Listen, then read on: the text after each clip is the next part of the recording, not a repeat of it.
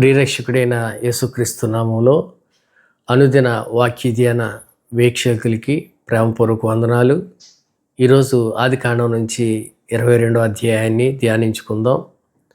22వ అధ్యాయం విశ్వాసంలోనే ఒక ప్రాముఖ్యమైనటువంటి అధ్యాయం. అబ్రహాముని మరొక మెట్లోకి తీసుకువెళ్ళినటువంటి అధ్యాయం ఇది. అబ్రహాముని అసలు ఆ దేవుడు ఎందుకు పిలిచారో మనకు అర్థమయ్యేటువంటి అధ్యాయంగా ఈ 22వ అధ్యాయం కనపడుతుంది. చూడండి, మనం గతంలో ధ్యానించినట్లుగా అబ్రహాముని తన ఇంటి నుండి, తన బంధువుల యొద్ద నుండి, తన దేశం నుండి దేవుడు వచ్చేయమంటే వచ్చేసారు. రెండో విషయంలో ఆగరికి పుట్టినటువంటి కుమారుడు ఇస్మాయిల్ని విడిచిపెట్టేయమంటే విడిచిపెట్టేశారు. ఇప్పుడు దేవుడు మరొక విలువైనటువంటి పరీక్ష అబ్రహాం జీవితంలో తీసుకొస్తున్నాడు. 100 సంవత్సరాల తరువాత తనకి కలిగినటువంటి కుమారుడు ఇస్సాకు విషయంలో దేవుడు అబ్రహామును పరీక్షించబోతున్నాడు. 22వ అధ్యాయంలో వాక్యం ప్రారంభించబడుతుంది. ఆ సంగతులు జరిగిన తరువాత, అంటే సంతానం లేని సమయంలో అబ్రహాంకి దేవుడు సంతానాన్ని ఇస్తానని చెప్పిన సంగతులు జరిగిన తర్వాత, దేవుడు సంతానాన్ని ఇచ్చిన తర్వాత, ఆ సంతానాన్ని బట్టి అబ్రహాం గొప్ప విందు చేసిన తరువాత, అబ్రహాము అన్యదేశంలో ఉన్నప్పటికీ దేవుడు అబ్రహాముని ఆశీర్వదిస్తున్నటువంటి పరిస్థితులను బట్టి, ఈ సంగతులన్నీ జరిగిన తర్వాత దర్శనమందు దేవుడు పిలుస్తున్నాడు, అబ్రహాం అంటున్నాడు, చిత్తము తండ్రి అంటున్నాడు. అప్పుడు దేవుడు అంటున్నారు, నీకు ఒక్కగాని ఒక కుమారుడు, నీవు ప్రేమించే ఇస్సాకుని నాకు దహన బలిగా అర్పించేయి. నేను చూపించబోయేటువంటి మోరియా దేశంలో ఉన్నటువంటి ఒక పర్వతం మీద నీ కుమారుని దహన బలిగా ఇవ్వాలి అని చెప్పి దేవుడు చెప్తున్నటువంటి మాట. అయితే అబ్రహాము మారు పలకలేదు. ఉదయాన్నే లేచాడు, కుమారుణ్ణి దహన బలికి కావాల్సినటువంటి కట్టెల్ని సిద్ధపరచుకున్నాడు. ఒక గాడిదని, అలాగే 2 పనివారిని తీసుకుని తన ఇంటి నుంచి అబ్రహాం బయలుదేరిపోయాడు. దేవుడు చెప్పినటువంటి ఆ మోరియా దేశంలో ఉన్నటువంటి పర్వతం దగ్గరికి చేరడానికి 3 రోజుల ప్రయాణం పట్టింది. పర్వతం సమీపానికి వచ్చిన తర్వాత అబ్రహాం పనివారితో చెప్తున్నాడు, నేను నా కుమారుడు ఆ పర్వతం మీదకి వెళ్ళి మేము మొక్కుబడి చెల్లించుకుని తిరిగి మరలా వస్తాము అని చెప్పి పనివారితో చెప్తున్నాడు. అబ్రహాంని వెళ్ళేటువంటి పని ఏమిటంటే తన కుమారుని దహన బలిగా అర్పించడానికి. తరువాత తను ఒకడే తిరిగి వచ్చేటువంటి పరిస్థితి. కానీ అబ్రహాము తన పనివారితో చెప్తున్నటువంటి మాట ఏమిటంటే మరలా మేము తిరిగి వస్తాము అని. అంటే ఆ విశ్వాస వీరుడికి ఎంత నమ్మకం దేవుని మీద ఉన్నదో ఒకసారి మనం ఆలోచన చేసుకోవాలి. ఎందుకంటే సంతానం లేనప్పుడు నీకు విస్తారమైన సంతానాన్ని ఇస్తానని చెప్పిన దేవుడు ఇస్సాకు రూపంలో సంతానాన్ని ఇచ్చారు. తన సంతానము వృద్ధి చెందాల్సినటువంటి మార్గం ఇస్సాకు వల్లనే. అటువంటి ఇస్సాకుని దేవుడు దహన బలిగా ఇమ్మంటే తను ఇవ్వడానికి సిద్ధపడినప్పటికీ దేవుడు తీసుకోడు అనేటువంటి విశ్వాసం తనకు ఉంది. ఎందుకంటే ఇస్సాకుని బట్టే తన తర్వాత తరాలు వృద్ధి చెందాల్సిన పరిస్థితి. అందునిమిత్తంగా ధైర్యంగా పనివారితో చెప్తున్నాడు, మేము వెళ్ళి మొక్కుబడి చెల్లించుకుని మరలా తిరిగి వస్తాం అనేటువంటి విషయం. అయితే కుమారుడు నెత్తి మీద కట్టెలు పెట్టాడు. అబ్రహాము ఓ చేత్తో కత్తిని, ఓ చేత్తో నిప్పుని పట్టుకుని ఇద్దరు బయలుదేరి ఆ కొండ ఎక్కుతున్నారు. ఆ సమయంలో కొంత ప్రయాణం జరిగిన తర్వాత కుమారుడు అంటున్నాడు, తండ్రి అగ్ని ఉంది, కట్టెలున్నాయి, మరి దహన బలికి పశువు ఏది అని చెప్పి అడుగుతున్నాడు. అబ్రహాము దేవుడే చూసుకుంటారు అని చెప్తున్నాడు. కానీ ఆ సందర్భాన్ని ఒకసారి వ్యక్తిగతంగా మనం ఆలోచన చేస్తే మనకు అర్థమవుతుంది. లేక కలిగినటువంటి కుమారుడు, తను ఎంతో ప్రేమగా చూసుకుంటున్నటువంటి కుమారుడు, దేవుడు దహన బలిగా ఇచ్చేయమంటే దహన బలిగా ఇవ్వడానికి 3 రోజులు ప్రయాణం పట్టింది. ఆ 3 రోజుల్లో అబ్రహాము ఎంతగా యాతన పడి ఉంటాడో ఒకసారి మీరు ఆలోచన చేసుకోండి. అన్నం తినడానికి సహించదు, నీళ్లు తాగడానికి సహించదు. తన కుమారుడు తన కళ్ళ ఎదుట పెంచుకున్నటువంటి కుమారుడిని తన చేతులతో తానే చంపేస్తున్నాననేటువంటి బాధతో ఎంతగా కుమిలిపోయి ఉంటాడో ఆ తండ్రి ఆలోచించండి. అంతేకాదు ఆ కుమారుడు తండ్రి దహనబలికి పశువు ఏది అని చెప్పి అడిగినప్పుడు ఇంకా తండ్రి ఎంత వధకి గురై ఉంటాడో కూడా మీరు ఒకసారి ఆలోచన చేసుకోండి. ఏమని చెప్పగలుగుతాడు? దేవుడు నిన్ను దహనబలిగా ఇచ్చేయమన్నాడు నాన్న, నిన్నే చంపడానికి నేను తీసుకెళ్తున్నా అని చెప్పి ఆ కుమారుడితో చెప్పగలడా? కానీ అబ్రహాం అంటున్నాడు, దేవుడే చూసుకుంటారు అని.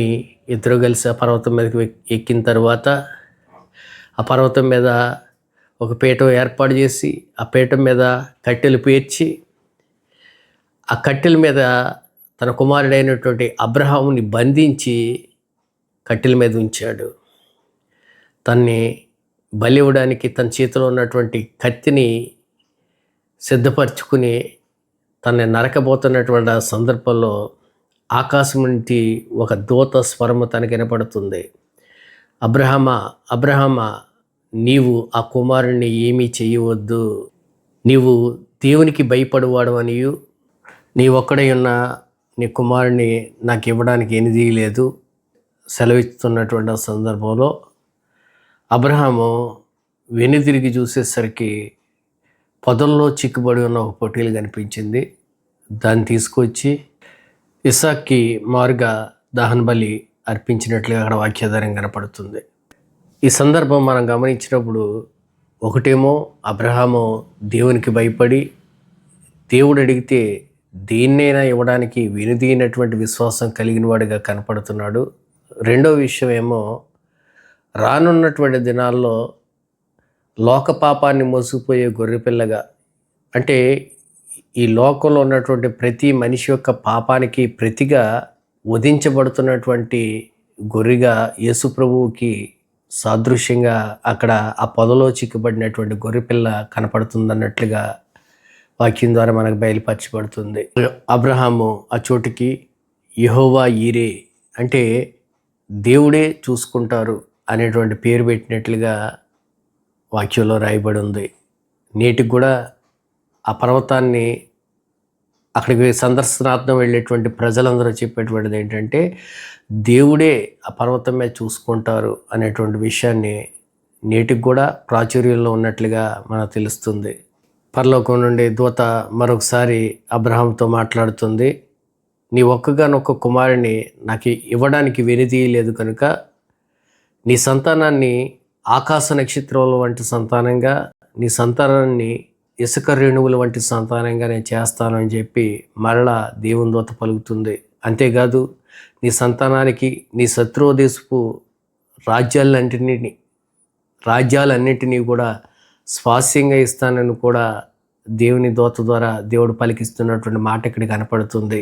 జనములన్నింటిలోనూ నీ సంతానాన్ని ఆశీర్వదిస్తాను అని చెప్పి దేవుడు ప్రమాణపూర్వకంగా చెప్తున్నటువంటి మాట ఇక్కడ కనపడుతుంది. తర్వాత అబ్రాము తన కుమారుడు పర్వతం కిందకు దిగిన తర్వాత తన పనివారు ముగ్గురితో కలిసి మరలా బెహెర్షెబాకి తిరిగి వెళ్ళినట్లుగా, ఆ బెహెర్షెబాలోనే అబ్రహాము నివాసం చేస్తున్నట్లుగా వాక్యాధారంగా కనపడుతుంది. ఈ సంగతులు జరిగిన తర్వాత అబ్రహాము సహోదరుడైనటువంటి నాహోరుకి మిల్కా అనేటువంటి స్త్రీ వల్ల సంతానం కలిగినట్లుగా అక్కడ వాక్యాధారంగా బయలుపరచబడుతుంది. వారి సంతానంలో ప్రాముఖ్యమైనటువంటి వారు నాహోర్నికి మిల్కా 8 మంది సంతానాన్ని కన్నట్లుగా అక్కడ వాక్యాధారంగా వ్రాయబడి ఉంది. ఈ 22వ అధ్యాయాన్ని పరిపూర్ణంగా మనం ఆలోచన చేయగలిగితే అబ్రహాము తన విశ్వాసంలో మరొక మెట్టు మీదకి ఎక్కినట్లుగా, తన విశ్వాసానికి మరెవరు సాటి కారన్నట్లుగా తను దేవుణ్ణి ఎంతగా నమ్ముతున్నాడో పరిపూర్ణంగా తను దేవుని ఎదుట నిరూపించుకున్నట్లుగా ఇక్కడ వాక్యాధారం కనపడుతుంది. దేవుని వాక్యంలో మనకి చెప్పబడదు కదా, వాని క్రియ చెప్పిన వానికి ఫలం ఇవ్వబడును. తప్పనిసరిగా మన ఆలోచనలు దేవుని ఎడలు ఎలాగుంటాయో, దేవుణ్ణి మనం ఎంతగా ప్రేమిస్తామో, దేవుని కొరకు మనం ఎంతగా చేయగలుగుతామో, దాన్ని బట్టే దేవుడిచ్చేటువంటి ప్రతిఫలం కూడా మనకు దొరుకుతుంది. ఈ అబ్రహాం గురించి ఇంత గొప్పగా ఈ దైవ గ్రంథంలో వ్రాయించారంటే అబ్రహాం కూడా దేవుడి గురించి అంత ఖచ్చితంగా నిలవబడ్డాడు కనుకనే వ్రాయించబడింది. కనుక ఆ విశ్వాస వీరుల జాబితాలో నేను కూడా ఉండాలి అన్నట్లుగా ప్రతి క్రైస్తవుడు బ్రతకాలి. అదే దేవుడు ఆశించేటువంటి నిజ క్రైస్తవ్యం. ఈ కొద్దిపాటి మాటలు దేవుడు దీవించునుగాక.